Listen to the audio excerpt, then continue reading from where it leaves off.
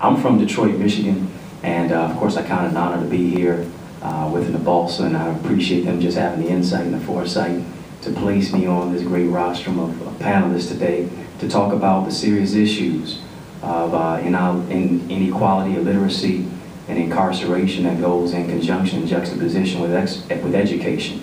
I work for Congressman Hanson Clark in the city of Detroit, and just recently he took a resolution to Congress that I had played a vital role in about illiteracy and about incarceration and the disproportionate rate of African American males being locked in prison. 80% of prisoners, as they say, cannot read or write. So when baby mama, girlfriend, grandma, and them are writing to these prisoners, they cannot read these letters. A security guard, a warden, or somebody has to read the information to the prisoners.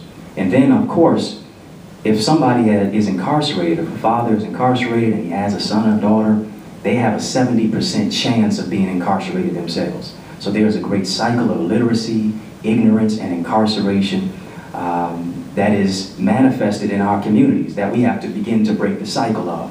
We can't continue to have a school-to-prison pipeline. We've got to have a school-to-college success line.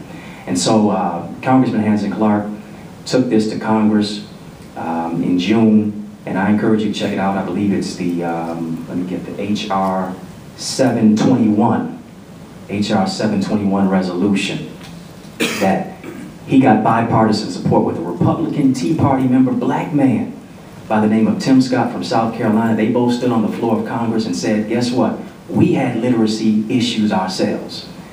The gentleman from South Carolina, Tim Scott, said he was bi-ignorant. And when he said bi-ignorant, I chuckled. But what he said, he did not know how to speak Spanish, the class that he was taught in, but he did not even know how to speak proper English.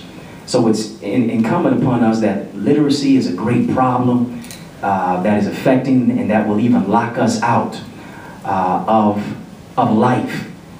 Just in Detroit alone, Secretary of Education Arnie Duncan classified the Detroit public school system, where I'm from, the city that I'm in, Motown is my hometown, but he classified it as ground zero for education, simply because 50%, half of all young people who start 9th grade don't graduate. 75% of the young people in the city of Detroit who start 9th grade, male or female, in the Metro Detroit area, black young people do not graduate from high school. And then coupled with that, we're dealing with a functionally illiterate situation where 50% of the residents in the city of Detroit is classified cannot read or write. They're functionally illiterate. So that means if we give them a newspaper, the Detroit Free Press, even the Washington Post, many of them cannot ascertain that information. And much of the newspaper is written on a 4th to 6th grade reading level. So we're dealing with a great divide. Parents are not reading to their children. And if the parents don't read to the children, guess what? The cycle of illiteracy, ignorance, and incarceration continues. I'll say these few things. 350 hours of pre-literary exposure is what young black kids only have by the time that they start grade school. In comparison and juxtaposition, white kids have 4,000 hours of pre-literary exposure. So by the time, we're not even at the starting line. We're 10, 20 steps behind. And so how we're playing catch up for the rest of our lives. Critical grades for young black males, kindergarten, 4th grade, 9th grade.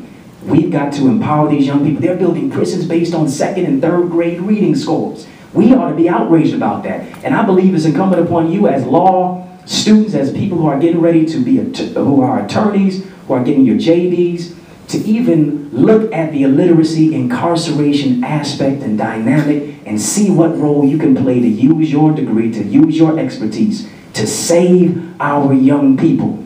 $70 billion is being pumped into the prison system. We've got to look at this and we've got to create change and let our young people know that you can be successful. You can read. It's not an effeminate thing for black males to read. And that's why I'm going to talk about this Boys to Books program, because this is so imperative upon us as we are in this specific season, this specific place, and this specific time. Not just election time, but a specific time for us as African Americans to move forward. I'm looking at nothing but black excellence. And I'm excited to see where we're going with this.